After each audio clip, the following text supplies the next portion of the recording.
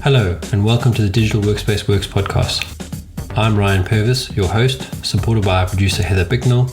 In this series, you'll hear stories and opinions from experts in the field, stories from the front lines, the problems they face and how they solved them, the areas they focused on from technology, people and processes, to the approaches they took that will help you to get to the grips with the digital workspace inner workings.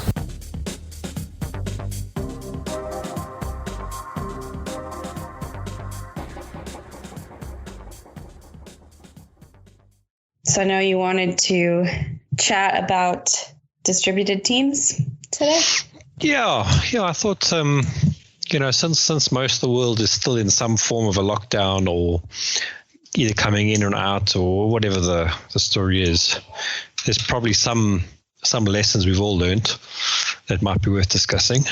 A couple that I've thought about, having done it now. South Africa's officially 1 year into level one, since the lockdown started. I think it was yesterday. But obviously the UK is in a lockdown that's coming out, slowly but surely. But generally what I'm hearing from most people is they're expecting to still work from home for a while. So yeah, it seems like it. Although I've started to see more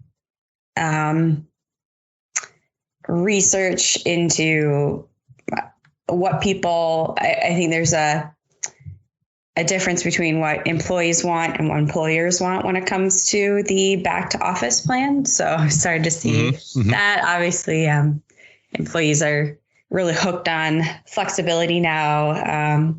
There was a Gartner webinar I attended the other day, and they showed that there's a 40-60 split between those who say, so the 40% say it doesn't matter where my next job is, where they, make me work. That's not a factor. And then the 60% say, no, having the ability to determine where I work is important to me. So there's definitely, I think, in all of this, a switch in mindset and a greater value placed on that flexible working, which prior to that was seen as more just a perk, I think. Yeah, well, I think that's the interesting thing to it all is that if you look at let's say the banks, for example, they have huge real estate commitments and rental commitments. So they're obviously going to push people to go back to work to an extent in an office. And I'm not just saying banks. I mean, you look at any organization that's put money into their real estate, they obviously will toe the line to keep people going back to these offices without them having to spend a fortune retrofitting them to become more collaborative workspaces, which is what we all think they're going to be anyway. But if you look at sort of on the other end of the scale, people that don't have those commitments, startups, small businesses that are traditional knowledge worker businesses, they've all realized that you don't need to have this office all the time. And you can work remotely, and also that they only need space to meet for specific things. So brainstorming sessions or workshops or whatever it is, which should help, like the sort of travel industries bounce back a bit, because people will now travel with a different purpose. So I think that we're going to see some interesting changes in the future when we all can go back to a normal, inverted commas, life. Definitely. There's also the discussion around just the office layouts. Was it a BBC article we chatted about however many months ago that showed the like a possible future for the office, and it had desks were farther apart, and there were like plant barriers between to capture to be dividers between spaces, and the use of copper handles on drawers to cut down on stuff that can live on that surface to try to be healthier as an office, plus all the air filtration systems and stuff like that. So I'm curious to see how much of that, materializes and how quickly people realize, and how many companies have started that now, because I'm sure there are lots of really large offices that have already started reworking themselves, and then how many will that will be a delay again before potentially bringing people back. Well, I think your biggest problem with all that is all these changes not only cost money, but in order to bring someone in to do it, that also creates a risky environment, because now you got people in doing different things, removing desks to make more space, having to put in shields and all the sanitization stuff that you need. So yeah, I could see it happening, but I could also see scenarios where businesses become a little bit more, what's the word? Almost shift based, where people will come in based on or be allocated time to come in to sort of rotate the desks and the space and all that kind of stuff. Because I think you will have people that don't have a good working environment at home that want to be in the office every day because that's better than where they are at home, or people that have got spouses, partners, whatever it is, that need the space to work at home so they need to go to the office, all those sort of scenarios. So they'll need a place to go, which may open up avenues for the likes of WeWork or Regis, or any of those sorts of shared working spaces to provide flexible working there. And also a company will pay for that as opposed to paying for a big building or a big floor for hundreds of people when only need for 25 people or something like that. Yeah. I think part of this too is something that I think comes up again and again on this podcast, which is that, again, there's been another shift in management mentality between being able to look at people in the office, say they're working, that's productivity, just like the visual confirmation that people are at their desks, versus a shift to what are the outcomes that people are providing and measuring that as productivity. But I think there's still, obviously it differs from organization to organization, but that productivity soul searching is kind of the crux of what will determine what the business decides to do when it comes to the hybrid work model. Yeah. So, I mean, in that sort of context, I mean, I think the tips that I had in mind for this were, based on my own experiences of doing this, not only during the pandemic, but previously. And probably the first tip is around communication. You almost have to over communicate now because you're not seeing people at their desks or walking past them. And you got to do it in a multi-channel way where you could use, the phone, a Teams call, a WhatsApp, an email, a text message, whatever it is. And almost at the time you need to communicate, but bearing in mind that the person you communicate may not be available to talk to you. So there's a level of patience, which is probably number 2. Not everyone can make every call. Not everyone can be available on instant messenger all the time. And some people are you got to go down to this results oriented way of working, which is worrying about the outcome, not whether they're in their seat 9 to 5 or 8 to 6, whatever the expectation is. Yeah, I think you're right that the ability to maintain that communication and make people still feel like they're part of a team, that they're not being left out of things, or just still getting that collaboration in, not having multiple people work on this, do the same thing without knowing, or there's a lot of talking that needs to happen, right?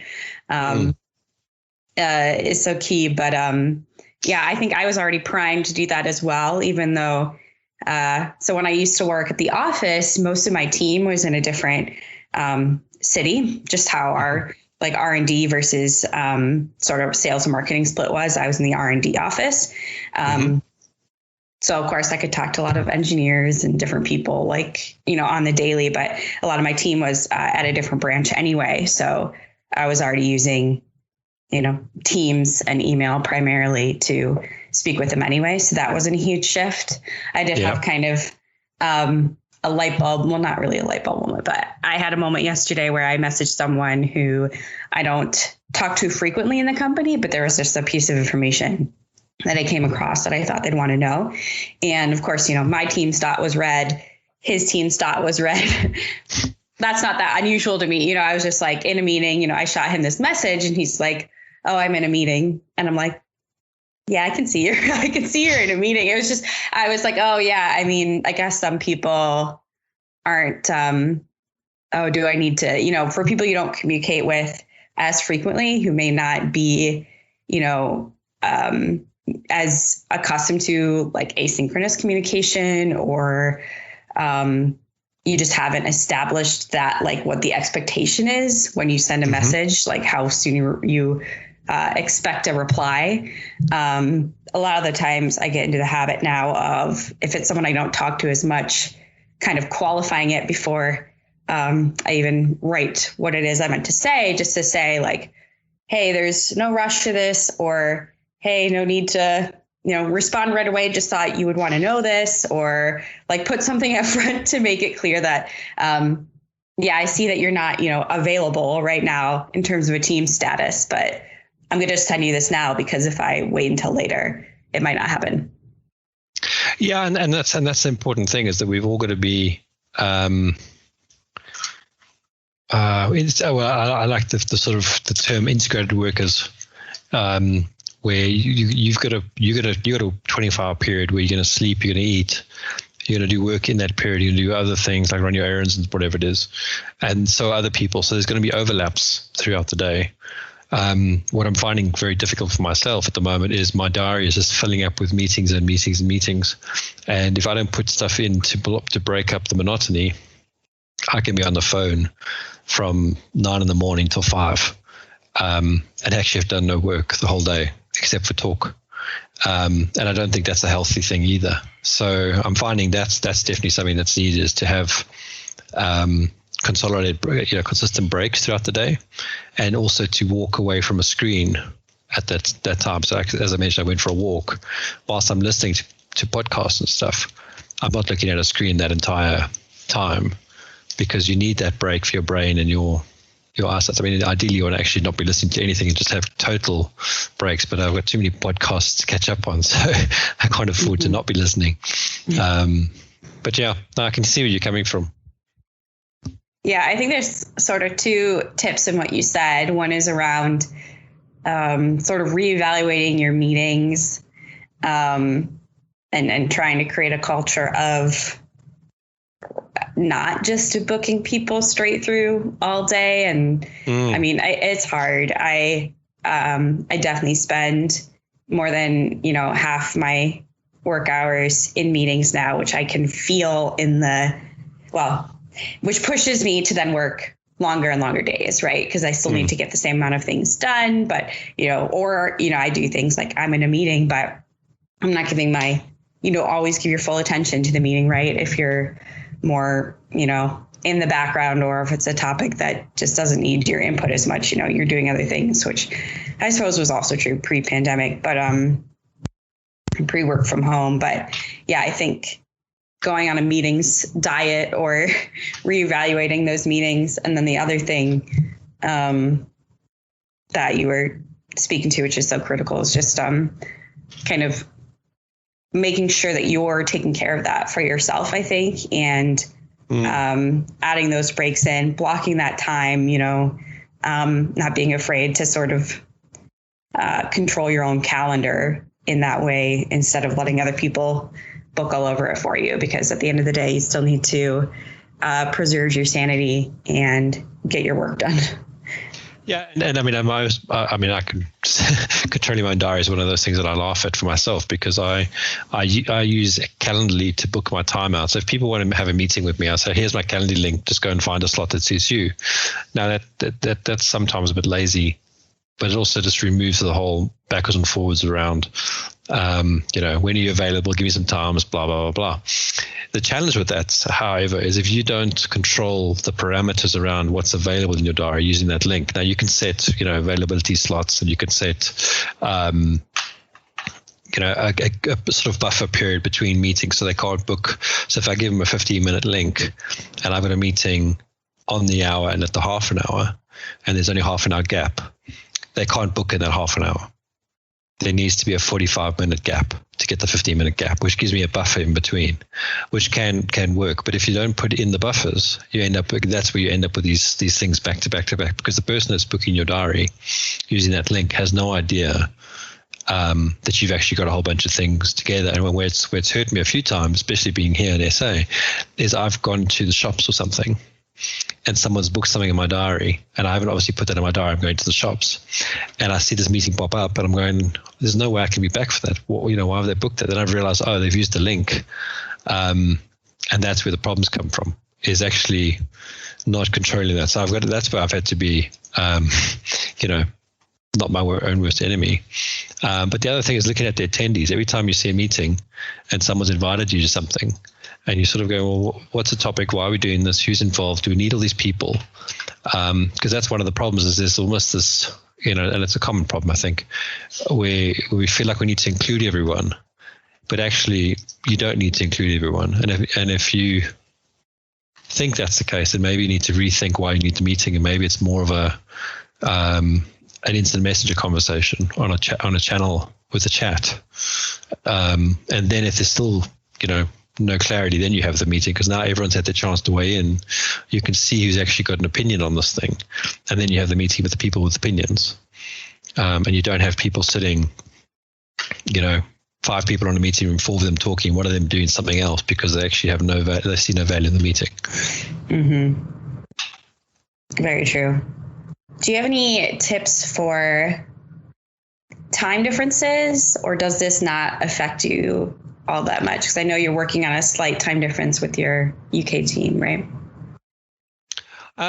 So what I've done is, because I'm 2 hours ahead at the moment, and that'll change in a week's time, I'll move to 1 hour ahead. I've tried to forward load all my personal stuff into the mornings. So when I get up, obviously when I get up in the morning, I've got kids to get to school and my daughter to sort out with my wife. We try to get to the gym first, then we try and do our walk with her just to get all that, family time and all that done.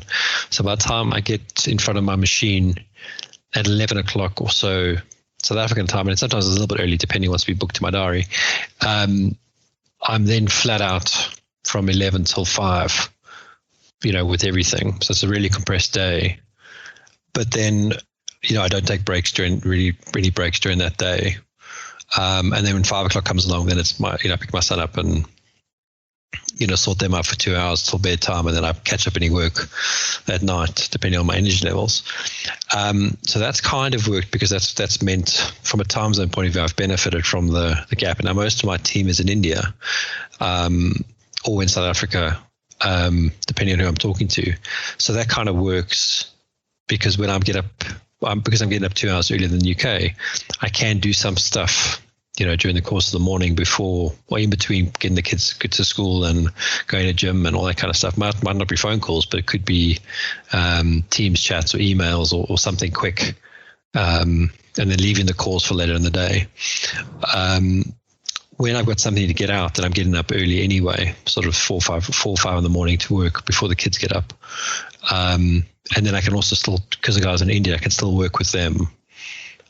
So I'm finding that the 2 hours ahead of the UK actually quite beneficial. When we move back to the UK, which is hopefully sometime soon, some of that's going to have to change. So some of the stuff that I'll be doing in the morning will have to become part of the day.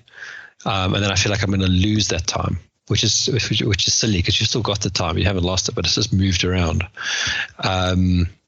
So yeah, I mean, I think it comes back to that integrated working, being able to blend in your day-to-day activities, your errands and stuff with your working day, and knowing who's available when helps as well.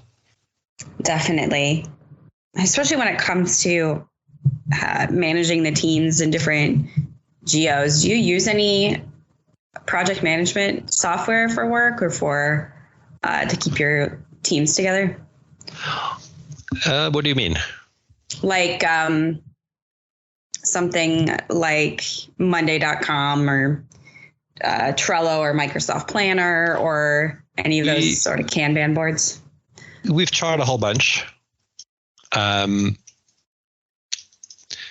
We start off with Microsoft Planner, got rid of that.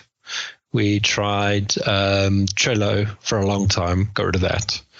We are now using a combination of Notion and DevOps, Microsoft DevOps, Azure DevOps.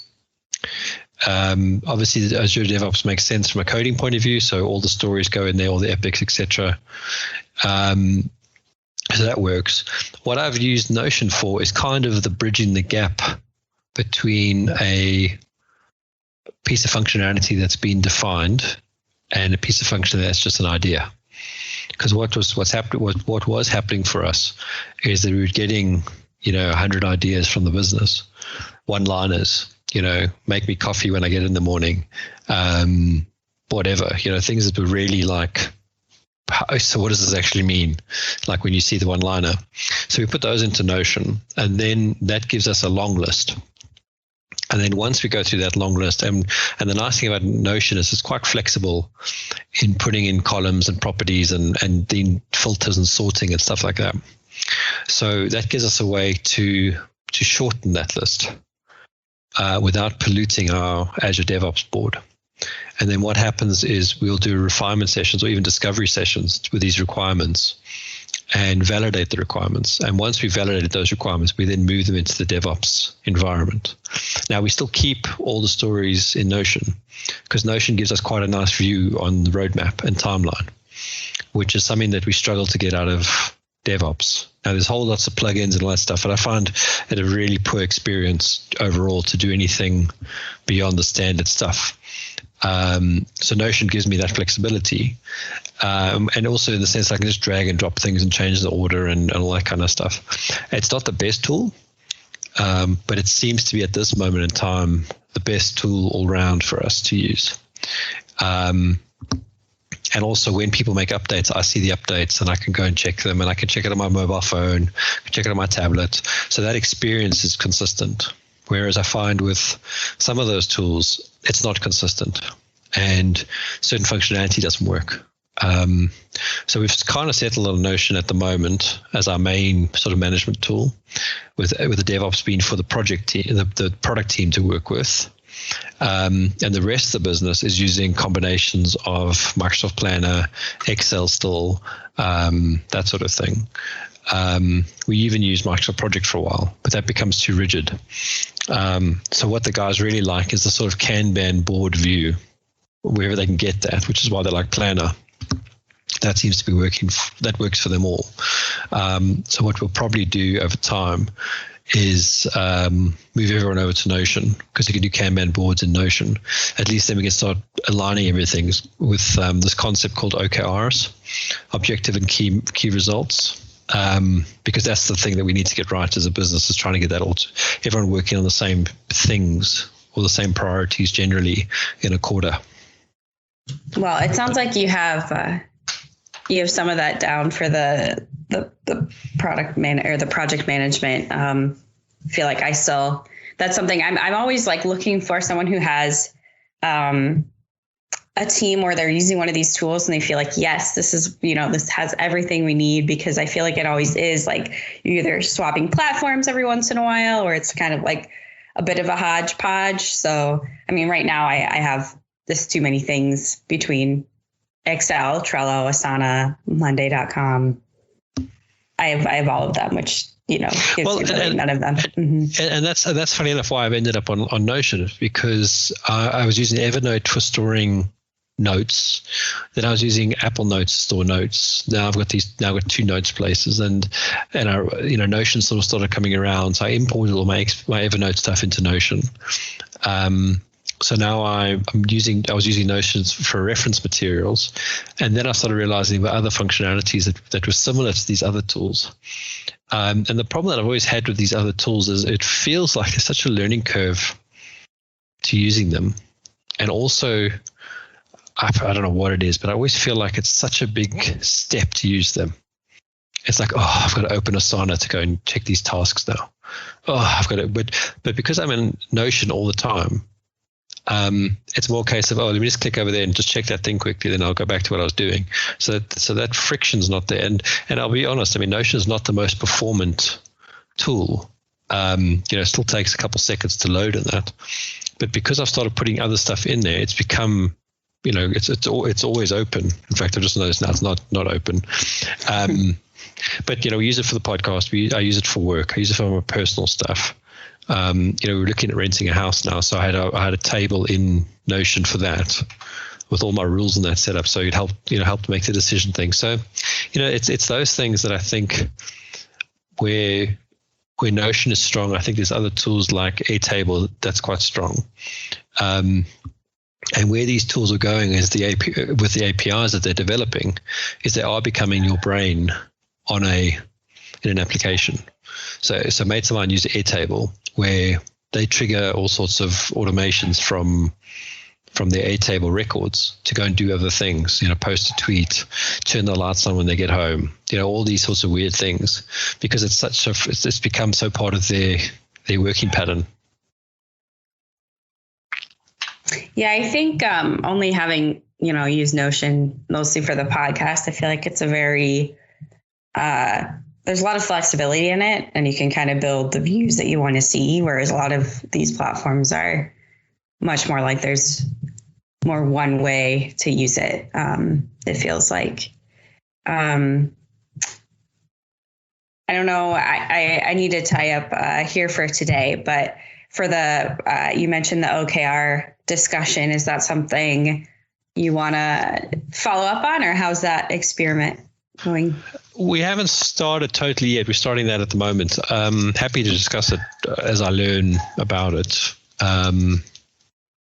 Yeah, definitely. Okay. Cool. Awesome. Super. Alrighty. Thanks, Heather. Talk to you soon. Thanks. All right. Cheers, eh?